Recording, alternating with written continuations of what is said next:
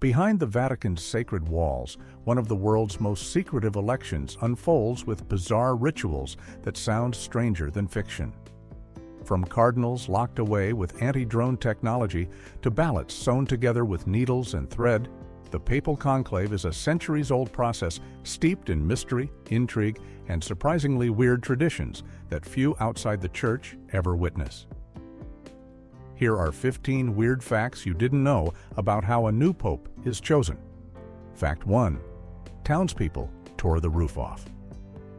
When you think about electing a pope, you probably imagine a quiet, dignified process where cardinals gather peacefully to pray and vote. But in 1268, one papal election became so dysfunctional that angry townspeople literally tore the roof off the building where the cardinals were meeting. This wasn't just frustration, it was a calculated move to force the Church's most powerful men to finally make a decision after nearly 3 years of complete deadlock. The conclave took place in Viterbo, a town north of Rome, after Pope Clement IV died in November of 1268. 18 cardinals gathered to elect his successor, but they couldn't agree on anything. Month after month passed with no progress. The cardinals were split into French and Italian factions, and neither side would compromise. As the first year turned into the second year, the people of Viterbo grew increasingly frustrated. The papal throne was empty, the Church had no leader, and important decisions were being postponed indefinitely. The city's magistrate, Alberto di Montebuono, decided to take drastic action. First, he locked all the cardinals inside the papal palace, hoping that confinement would motivate them to reach a decision. When that didn't work, he cut their food rations down to just bread and water.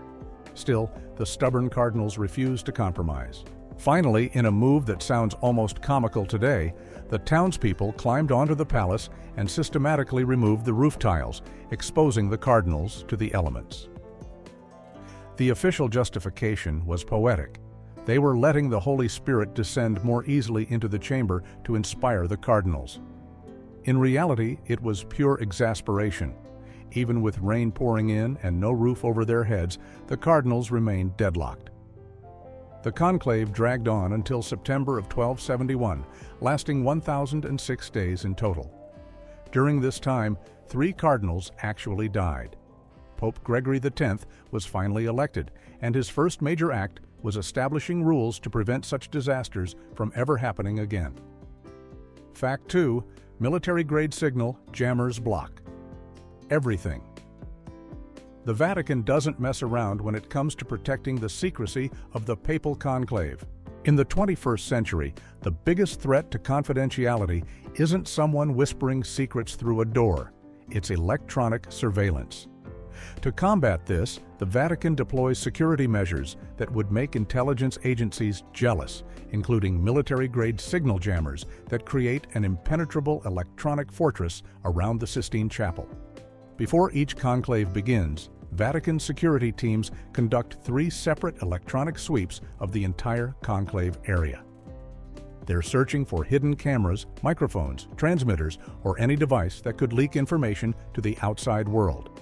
These sweeps use sophisticated equipment that can detect even the smallest electronic signals. Every corner of the Sistine Chapel gets inspected, along with all the rooms where cardinals will sleep, eat, and deliberate. But detection is only part of the strategy. Once the conclave officially begins and the cardinals are sealed inside, the Vatican activates broad-spectrum electronic jammers that create a complete communications blackout. These aren't simple devices you can buy online. They're professional-grade systems that block Wi-Fi signals, cellular networks, Bluetooth connections, and even technologies like AirTags or other tracking devices. If a cardinal somehow smuggled in a smartphone, which is strictly forbidden, it would be completely useless. No calls, no texts, no internet, nothing. The jamming is so thorough that even accidentally left-behind devices become paperweights. Modern electronics like fitness trackers, smartwatches, or wireless headphones that cardinals might normally wear are confiscated before entering the conclave precisely because they could potentially transmit data. The Vatican takes this so seriously that they update their jamming technology regularly to stay ahead of new consumer devices that hit the market. This electronic lockdown serves a crucial purpose. The cardinals need to deliberate freely without worrying that their conversations, debates, or votes might be intercepted by foreign governments, media organizations, or anyone else with an interest in influencing or exposing the process before it's complete. Fact 3. Ballots are pierced and sewn like fabric. After each round of voting in a papal conclave, something unusual happens that looks more like a sewing project than an election. Every single ballot gets physically pierced through with a needle and thread, then strung together like beads on a necklace. This isn't just ceremonial theater, it's a carefully designed security measure that's been refined over centuries to prevent anyone from tampering with the votes. Here's how it works.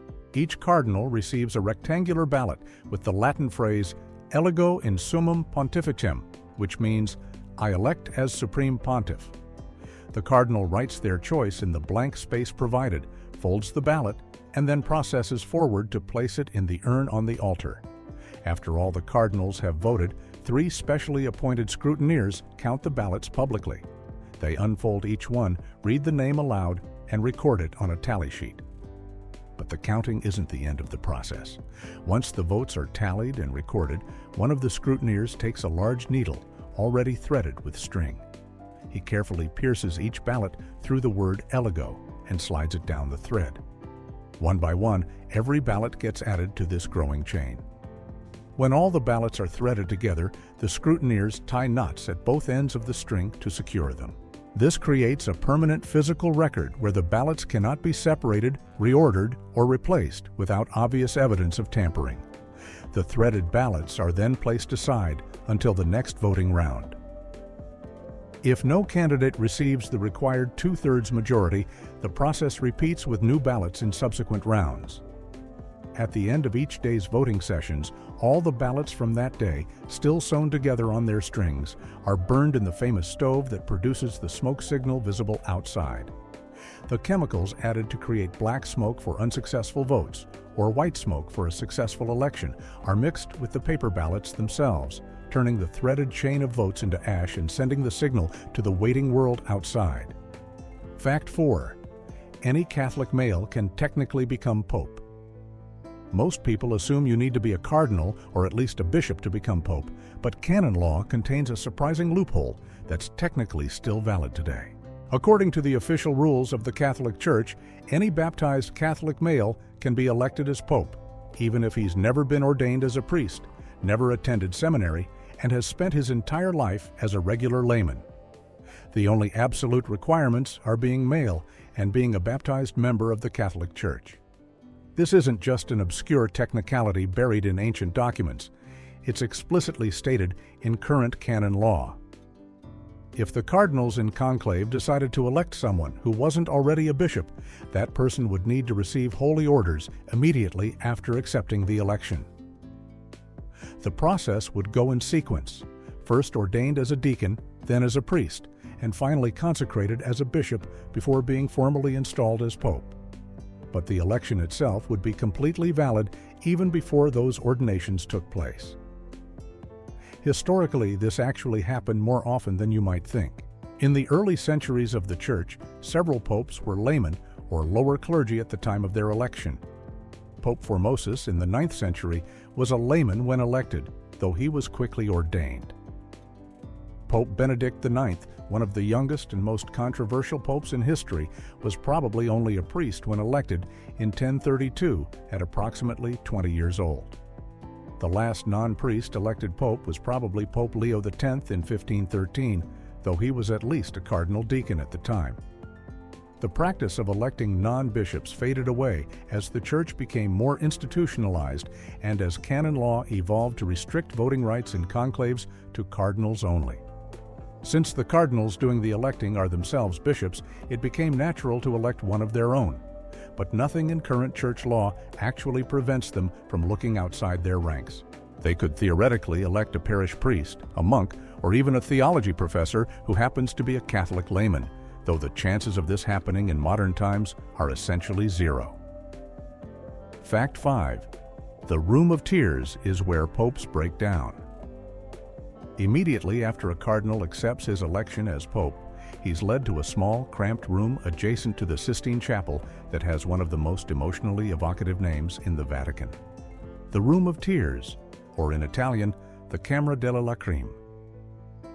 This tiny antechamber, barely larger than a walk-in closet, has witnessed some of the most private and vulnerable moments in church history as newly elected popes confront the overwhelming reality of what they've just accepted.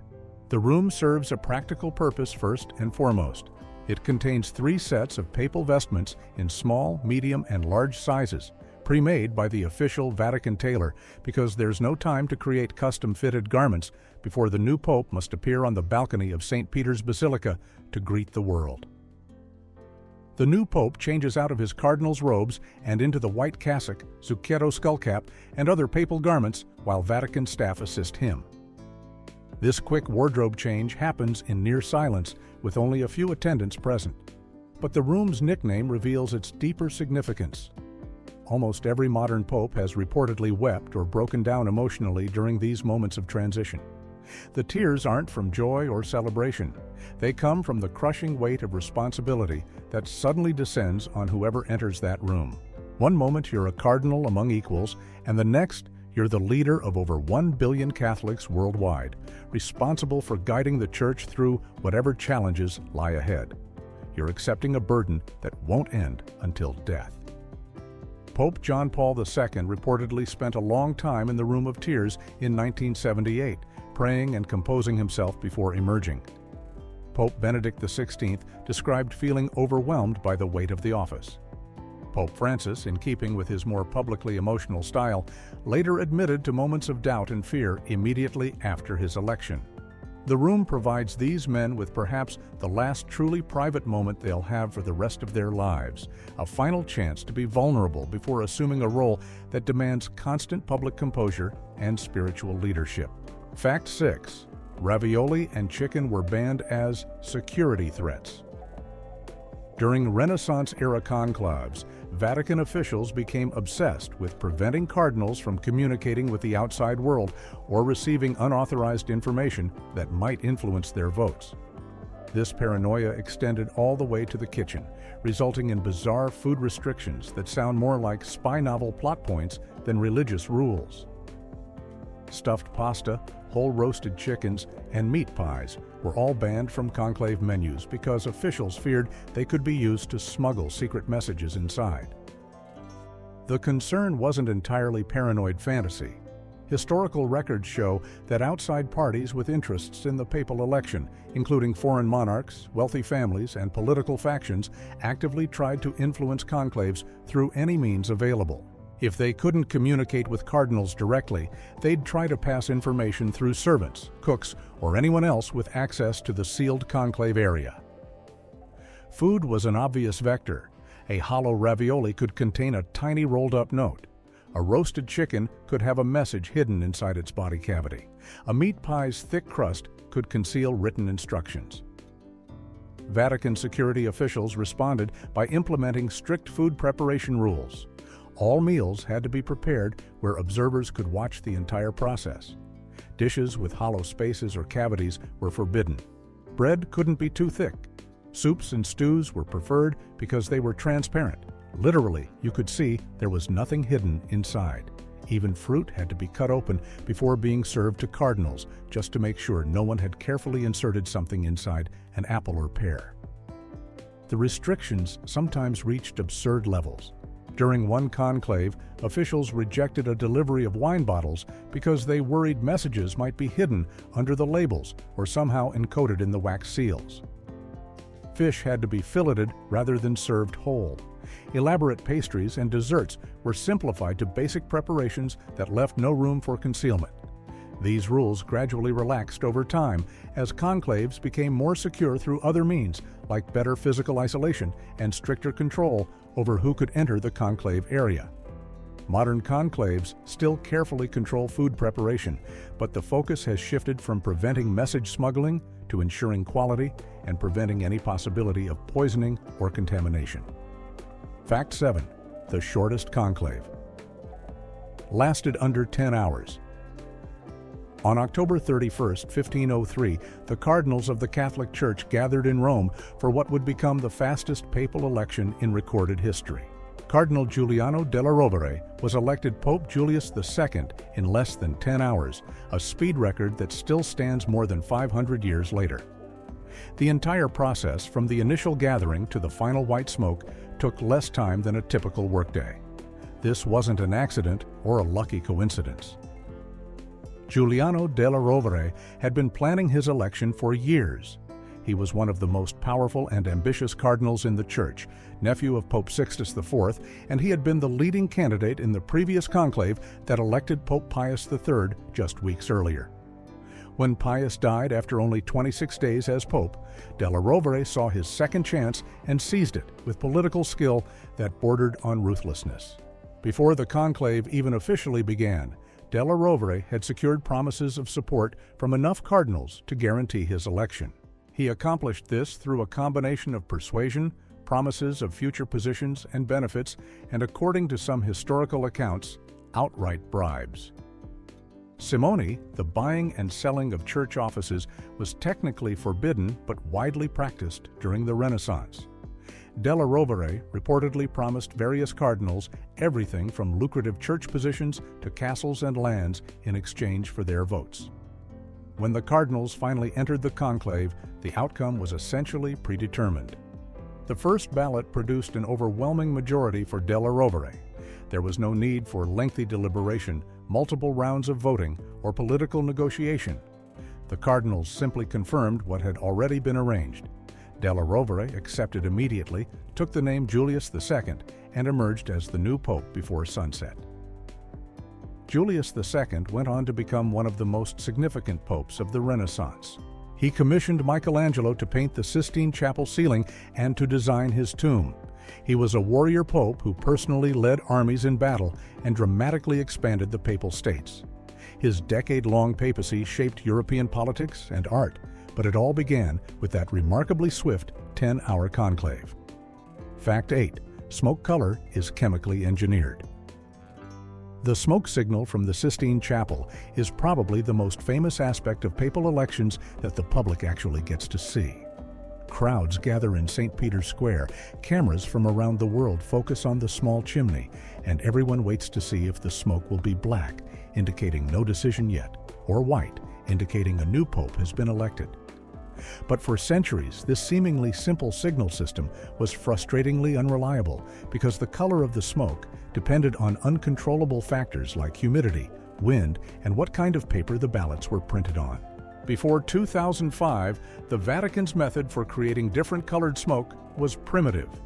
For black smoke, they burned the ballots along with damp straw and sometimes added tar.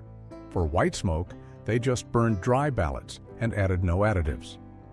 The problem was that paper doesn't burn consistently. Sometimes what should have been black smoke came out gray. White smoke might have dark streaks. In 1958, the smoke was so ambiguous that Vatican radio had to make an emergency announcement to clarify whether a pope had been elected because no one could tell from the chimney. The Vatican finally solved this problem through chemistry. Starting with the 2005 conclave that elected Pope Benedict XVI, they began adding specific chemical compounds to the burning ballots to guarantee the correct color every single time. For black smoke, they mix in potassium perchlorate, anthracene, and sulfur. This combination produces a deep, unmistakable black that's visible even on cloudy days or when the wind is strong. The chemicals also make the smoke thicker and more persistent, so it doesn't dissipate too quickly. For white smoke, the formula includes potassium chlorate, lactose, and pine rosin. The lactose produces a bright white color when it burns, while the pine rosin creates more volume and helps the smoke rise higher and remain visible longer. The Vatican keeps the exact proportions classified, but the results speak for themselves. During the 2013 conclave that elected Pope Francis, the white smoke was absolutely unmistakable, appearing almost pure white against the sky with no gray ambiguity whatsoever. The chemicals are stored in the Sistine Chapel in secure containers before the conclave begins, and the task of adding them to the stove falls to specific Vatican staff members who've been trained in the exact procedures. Fact 9. 3 papal robes. Weight in 3 sizes. One of the most practical challenges facing a newly elected pope is something you probably never think about. What is he going to wear when he steps onto the balcony of St. Peter's Basilica to greet the world for the first time? The answer reveals how much planning goes into even the smallest details of the papal transition. Inside the Room of Tears, the small chamber adjacent to the Sistine Chapel where the new pope retreats immediately after his election, 3 complete sets of papal vestments sit waiting in small, medium, and large sizes. This system exists because there's absolutely no time for custom tailoring between the moment a cardinal accepts his election and the moment he must appear publicly as pope.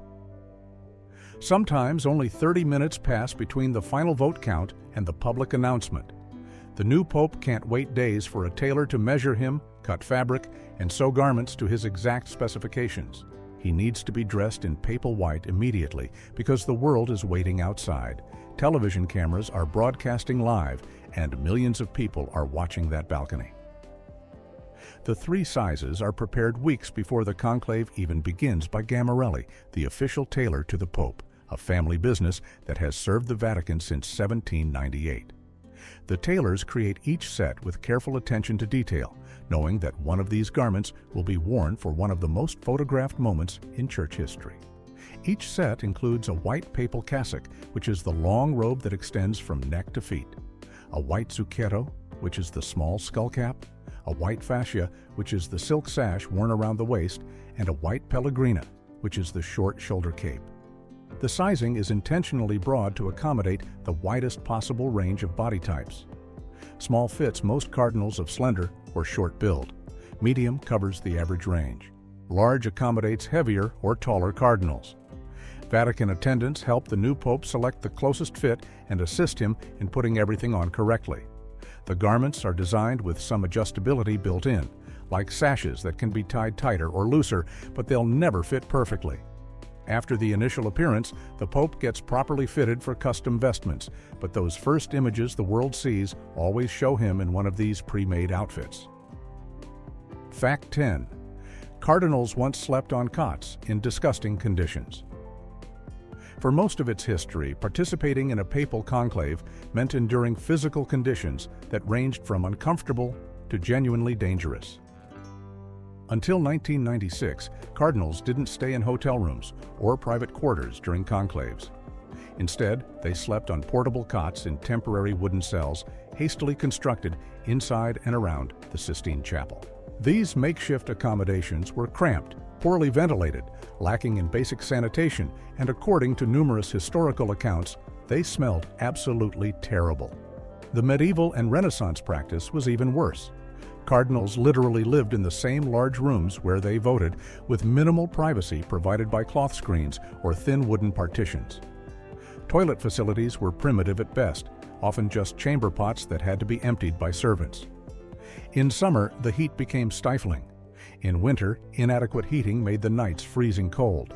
The combination of too many people in enclosed spaces with poor air circulation, limited washing facilities, and no modern plumbing created conditions that would violate health codes in any modern building.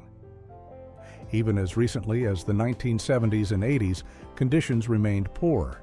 During the August 1978 conclave that elected Pope John Paul I, cardinals complained bitterly about the heat, the smell, and the overall discomfort. One cardinal later described the sleeping arrangements as badly smelling and worried openly about disease transmission, with so many elderly men sharing inadequate facilities. Several cardinals fell ill during conclaves over the centuries, and more than a few died from infections or illnesses contracted while locked away. Pope John Paul II, having experienced those miserable conditions firsthand during the 2 conclaves of 1978, authorized a complete overhaul of conclave accommodations. By the time of the 2005 conclave that elected his successor, Pope Benedict XVI, the Vatican had completed construction of the Domus Sanctae Marthae, a modern residence hall built specifically to house cardinals during conclaves. Each cardinal now gets a private room with a bed, bathroom, and basic amenities. The rooms are simple but comfortable, with air conditioning, proper ventilation, and contemporary plumbing. Cardinals still attend voting sessions in the Sistine Chapel, but they can return to clean, private spaces to sleep, pray, and prepare for the next day. Fact 11. Windows have anti-surveillance film that blocks 99% of light. When the Vatican seals a conclave, they're not just locking doors and confiscating phones. They're creating what security experts call a SCIF, a sensitive compartmented information facility, similar to what intelligence agencies use for handling classified information. One of the most sophisticated elements of this security system is the specialized film that gets applied to every window in the conclave area, transforming them into barriers that block virtually all light and prevent any form of surveillance from outside. This isn't standard blackout curtains or simple tinting. The Vatican uses Tempest-rated metallic laminate film, the same technology developed for military and intelligence applications. The film contains microscopic metallic particles embedded in multiple layers of polymer material. When applied to glass, it blocks approximately 99% of visible light, but that's actually not its primary purpose. The real function is preventing electromagnetic surveillance, infrared detection, and laser-based listening devices from penetrating the windows. From outside, windows covered with this film look like perfect black mirrors during daylight.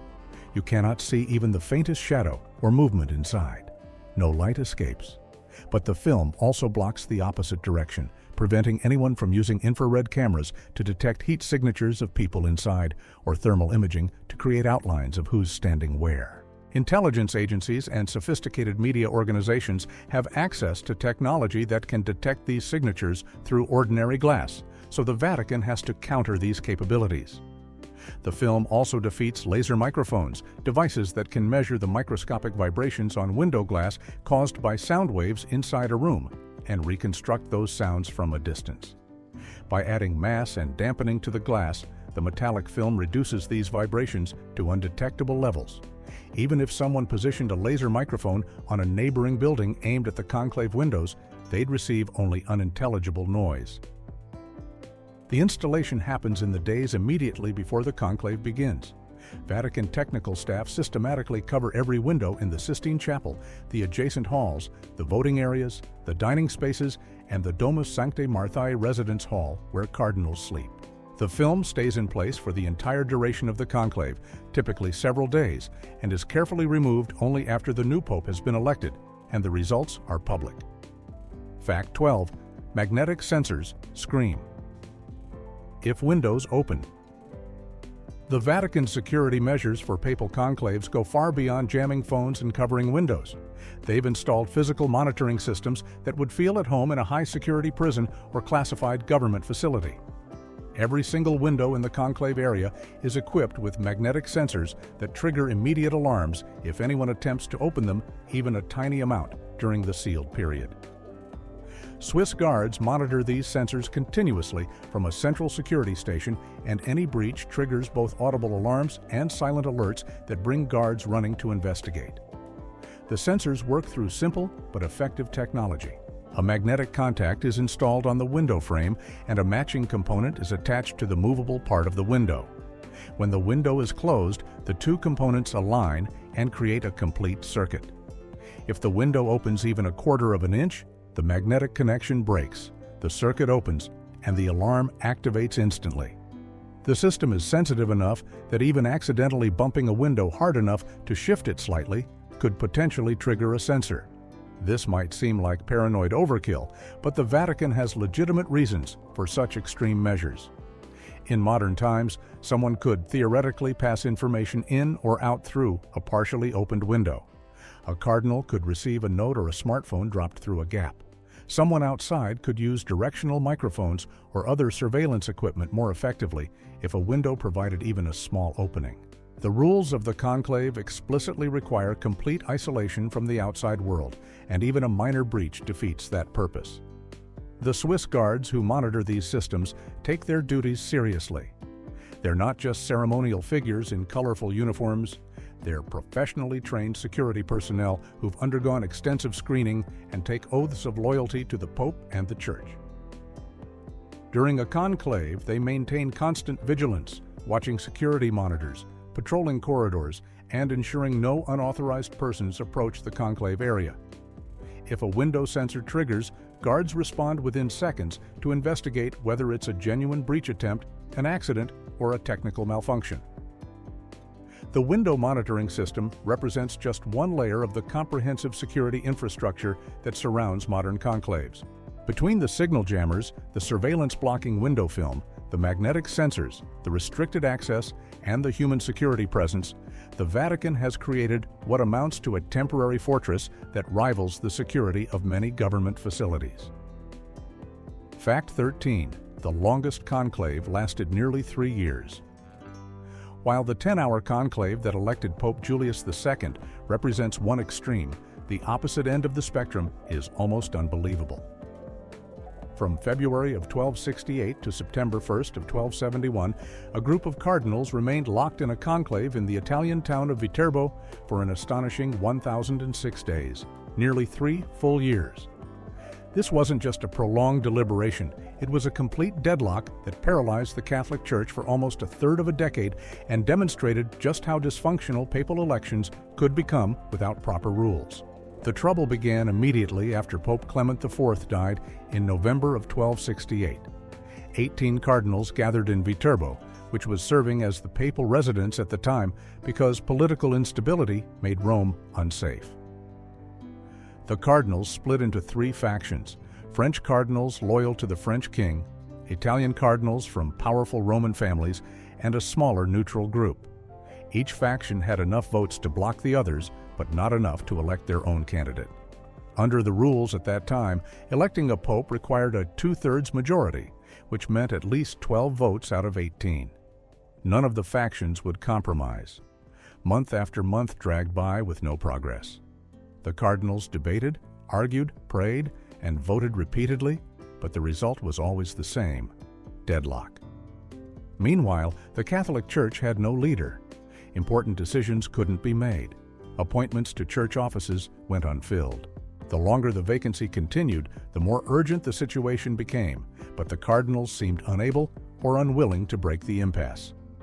The people of Viterbo grew increasingly frustrated and angry. Their city was bearing the cost of hosting this conclave, and the cardinals' stubbornness was making Viterbo look bad. The city's magistrate, Alberto di Montebuono, decided to force the issue. He confined the cardinals to the papal palace, reduced their food to bread and water, and eventually ordered workers to remove the roof of the building, exposing the cardinals to rain and weather. The explanation was that they were letting the Holy Spirit in, but everyone knew it was really about applying pressure. 3 cardinals died during the conclave, some from old age and natural causes, but the harsh conditions certainly didn't help. Finally, in September of 1271, the surviving cardinals elected Teobaldo Visconti as Pope Gregory X. Notably, Visconti wasn't even present at the conclave or even in Italy at the time.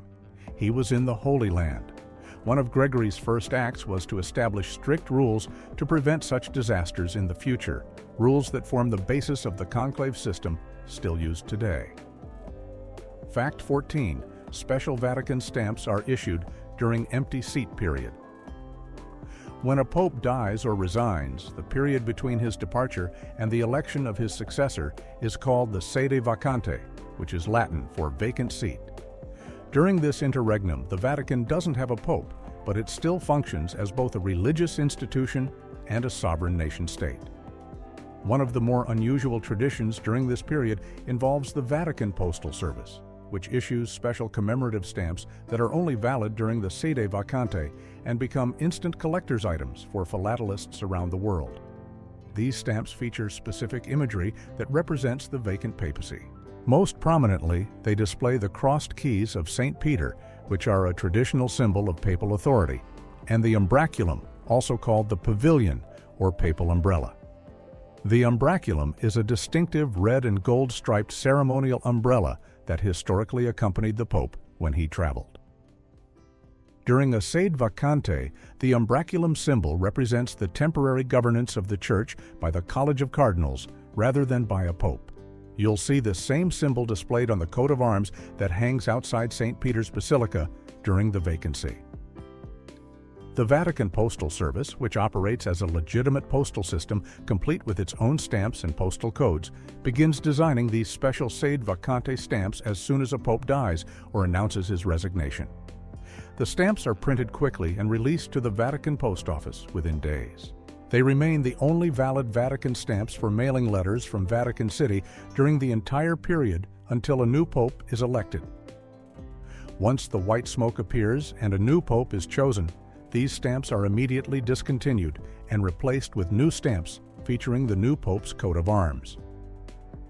For stamp collectors, sede vacante issues are particularly desirable because of their limited availability and historical significance. Unlike regular Vatican stamps that might be printed and used for months or years, sede vacante stamps are only valid for a few weeks at most. The 2013 sede vacante stamps, issued between Pope Benedict XVI's resignation in February and Pope Francis's election in March, were only available for about 2 weeks. Collectors rushed to obtain them before they became obsolete. The tradition demonstrates how even the smallest aspects of Vatican operations reflect the unique nature of the papacy. Every element of daily life, including something as mundane as postage stamps, changes to reflect the absence of a pope, and then changes again once the new pope takes office. Fact 15. Even kitchen staff swear oaths on pain of excommunication. When you imagine who participates in a papal conclave, you probably think of cardinals in red robes voting in the Sistine Chapel. But a successful conclave requires dozens of support staff who never appear on camera and whose work is absolutely essential. Cooks prepare meals, housekeepers clean rooms, electricians maintain systems, plumbers fix any problems, drivers transport supplies, and medical personnel stand ready for emergencies. Every single one of these people, from the head chef to the person who empties trash bins, must swear a solemn oath of secrecy before the conclave begins, and breaking that oath carries the penalty of automatic excommunication from the Catholic Church. The oath is not a casual promise. It's a formal religious ceremony conducted by a senior church official where each staff member swears before God that they will never reveal anything they see, hear, or learn during the conclave. They promise not to discuss the cardinals' conversations, not to mention who ate with whom at meals, not to share any detail about the daily routine, and not to speak about anything that happens inside the conclave walls. This obligation continues for life.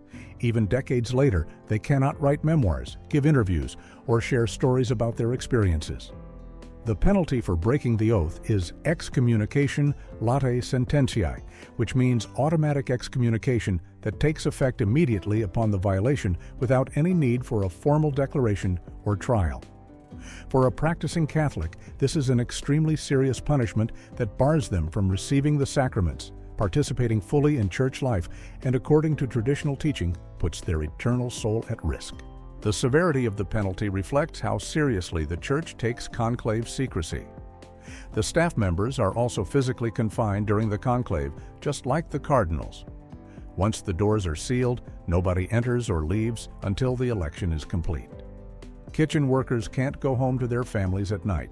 Doctors and nurses must stay on site continuously. Everyone sleeps in rooms within the secure perimeter. They cannot make phone calls, send emails, or communicate with anyone outside. They're cut off from the world completely, sometimes for 3 or 4 days, occasionally longer if the election is particularly difficult. This system has worked remarkably well. Despite the hundreds of support staff who've served in conclaves over the years, there have been no credible reports of anyone breaking their oath and revealing conclave secrets. The combination of religious conviction, legal consequences, and the selective vetting process that chooses staff members known for their discretion and loyalty has maintained the secrecy that makes the conclave possible.